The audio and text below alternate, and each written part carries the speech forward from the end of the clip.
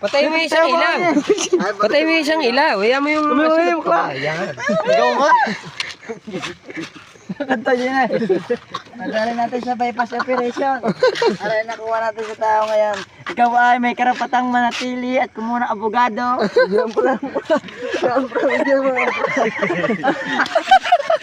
Epe. Sige, ilagay mo. Wow. May karapatan kang kumuha ng sariling abogado laban sa inakasa. Lakad-lakad. Lakad na lang sa spike.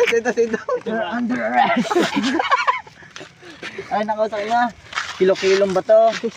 At kalating candy. Kadali na 1K. At isang pirasong bubble jaw. Ari ang kanyang pampalis sa lagkit. Cooler.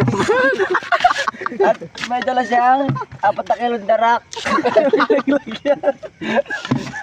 Hello guys. Sa news. WW. Oop, FM.